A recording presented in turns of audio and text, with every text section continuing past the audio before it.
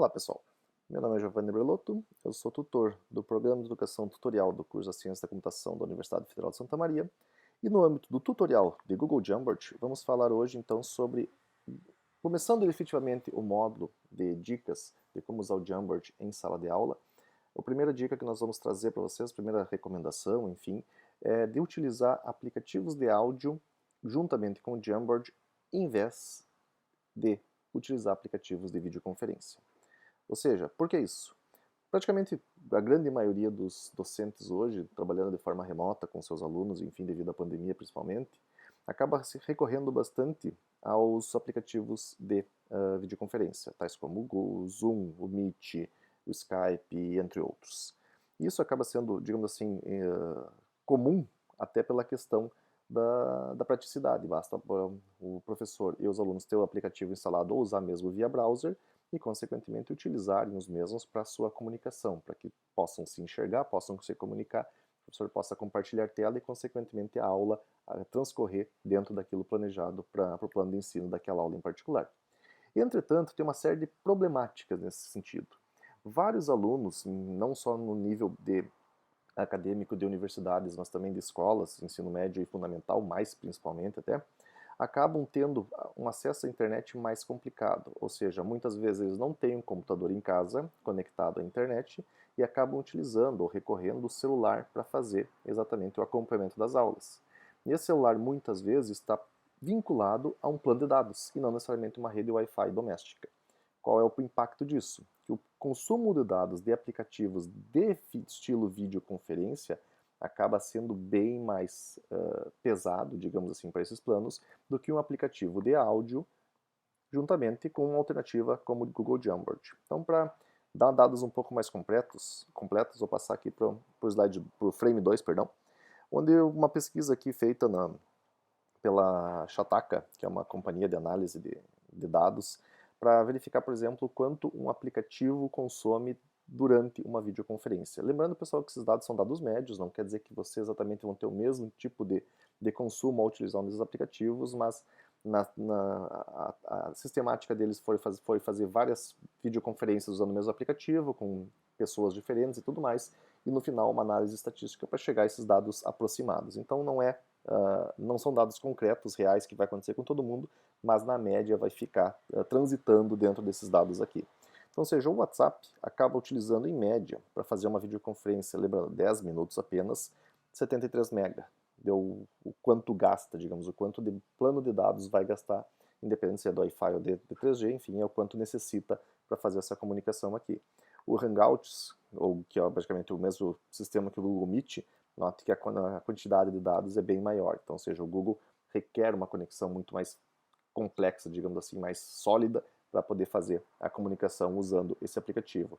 O Skype fica na faixa muito próxima do WhatsApp. O FaceTime, que é específico para Apple, então só quem tem iPhones, iPads e Macs, então foi o que deu menor, nesse caso aqui, consumo de todos eles, mas é o que tem menos impacto na sociedade, seja, poucas pessoas têm esses dispositivos, então o professor, obviamente, não poderia fixar uma aula no FaceTime, então aqui está só para questão de comparação. O Google Duo, que também usa a mesma plataforma do Google Meet, assim como o Hangouts, também dos mais pesados. O Instagram, que também é possível fazer videoconferência no Instagram, enfim, 195 MB. O Facebook Messenger ronda ali a faixa 70, assim como os demais aqui. E o House Power, que é uma outra alternativa aqui, 103. Nota então, vamos fazer uma média aqui, fazer uma conta de padeiro, como dizem. Vamos dizer que a média dos aplicativos aqui gira em torno de, para 10 minutos de videoconferência, vai dar mais ou menos uns 100 MB. Então vamos dizer que um aplicativo gasta em torno de 100 MB, alguns mais ou menos, nós vamos arredondar sempre para fazer um cálculo mais preciso. Então notem que se uma aula for de 1 hora e 40 minutos, ou seja, 100 minutos, vai ser gasto 1 GB. Então é 1 GB de dados para fazer uma aula de 1 hora e 40 minutos.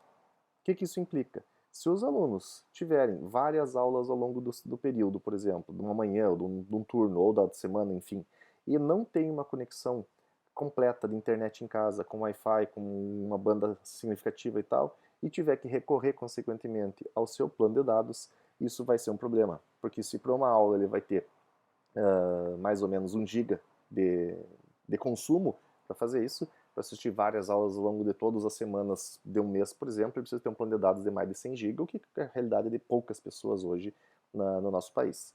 Consequentemente, o que fazer? Que tipo de alternativas um professor tem para tentar atingir esses alunos que têm problemas de conexão, que não tem uma banda cabeada ou com Wi-Fi sólida e tem que recorrer ao 3G ou ao 4G, mas não tem plano de dados suficiente para acompanhar uma aula nesse sentido.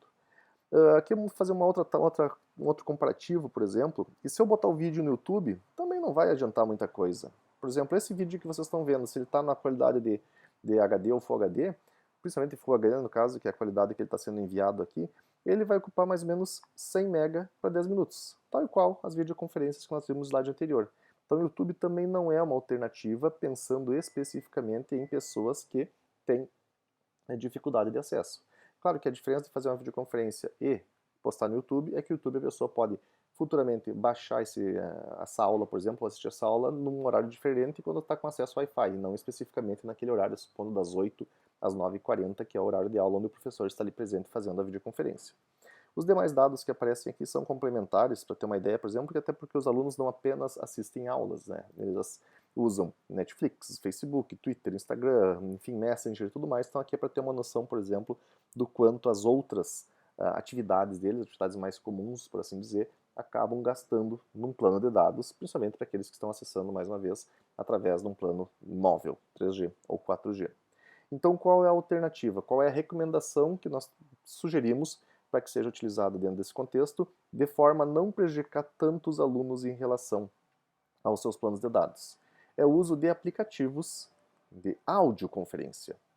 Vamos por partes. Primeiro, os aplicativos que vocês já estão usando, Microsoft Teams, Zoom, Skype, Meet e vários outros, eles já permitem que seja feita uma audioconferência. Basta todo mundo desligar a câmera, não ter ninguém compartilhando tela, que a banda por si só já vai ser mais baixa. Então, ou seja, se eu pegar o Google Meet, todo mundo desliga a câmera e ninguém está compartilhando tela, ou seja, todo mundo só se comunica através do áudio ou do chat, que o aplicativo possibilita ali, consequentemente, o consumo de dados será muito inferior. Eu posso usar também o Discord. O Discord, pessoal, é o que eu basicamente recomendaria de todos aqui quando a necessidade é a audioconferência. O Discord é uma ferramenta que tem tanto para iOS quanto para Android, funciona também em Windows e em Mac, por exemplo, em Linux, então é multiplataforma. Só que ele é uma plataforma para áudio muito boa. Por quê? Porque o foco dele é esse. Ou seja, é uma ferramenta que é muito utilizada hoje por gamers, por exemplo. Então, pessoas que precisam ter aquela comunicação em tempo real, sem atrasos, por exemplo. Então, a plataforma prima por essa questão de entrega instantânea da comunicação, ou seja, aquilo que se eu estou falando eu tenho que ouvir. Então, fazendo uma analogia, imagina dois jogadores, por exemplo, que estão jogando um Counter-Strike, que é um jogo de tiro. Automaticamente um está dizendo, eu vou pela esquerda, tu vai pela direita. Essa comunicação não pode atrasar porque eles vão ser prejudicados naquela competição. Então ela está sendo adotada muito por essa comunidade de gamers e outras mais pela questão de confiabilidade. Então, a recomendação que você passa é, em vez de eu criar uma sala no Google Meet, por exemplo, e compartilhar minha tela, passando os slides na tela para que eles acompanhem, eu posso criar um canal no Discord, ou seja, um espaço para uma sala de aula, como queira, ou seja, criar para minha turma A eu crio um canal, para a turma B eu crio um canal e chamo as pessoas, convido as pessoas para fazer parte daquele canal, somente os alunos efetivos daquela ferramenta, e aposto que boa parte dos seus alunos já usa o Discord, ou seja, não é uma coisa muito desconhecida para essa geraçãozinha 2000 em diante, por exemplo, já é uma ferramenta bem conhecida para os nossos alunos do dia a dia. Isso vale tanto para alunos de ensino superior quanto de ensino fundamental e médio, praticamente. Então, ou seja, cria-se uma sala, convida-se eles e a ideia é o seguinte, compartilha-se o Jamboard com os alunos, ou seja, eles vão fazer parte do mesmo, estabelece a comunicação de áudio e a ideia é que todos, inclusive o professor, fiquem visualizando o Jamboard nessa tela aqui no caso. O professor vai participar através das anotações, através da visualização aqui, como eu estou fazendo aqui em termos de mostrar a ponteira laser. Se tiver que escrever ou anexar ou fazer qualquer anotação, ele vai fazer do mesmo tempo aqui. Então, essa comunicação, o acesso ao Jamboard dos alunos, o custo em termos de mega é muito baixo, porque ele vai estar vendo quase que uma imagem estática. É muito diferente, por exemplo, de eu fazer uma videoconferência e ter um slide, onde esse slide ficou aqui parado, por exemplo, esse slide aqui está parado quase todo ele, só tem essa bolinha se mexendo, todo o slide, toda a informação está sendo trafegada. Aqui não, aqui o O Jamboard só vai mostrar quando o professor efetivamente fizer alguma coisa. Por exemplo, estou destacando o ícone do Zoom. Então todo mundo vai estar ouvindo, vai estar participando daquela conferência via áudio, mas a parte visual dessa aula vai ser toda no Jamboard. A única coisa que o professor vai ter que fazer é informar, pessoal, agora estamos no slide 3. E aí todo mundo no slide 3, basta o professor fazer o que ele bem entender dentro do slide, seja inserindo imagens, anotando imagens, colocando stickers, inserindo marcações como eu estou fazendo agora com um apontador laser, por exemplo, todos vão acompanhar aquilo em tempo real, eles vão assistir exatamente o que o professor está fazendo. Quando o professor diz, pessoal, passando para o slide ou frame 4, como vocês queiram, automaticamente todos passam para cá e o professor continua falando. A quantidade de megabytes que vão ser utilizada para essa comunicação vai ser muito menor para esse caso aqui. Para exemplificar, podemos usar, por exemplo, uma aula de história.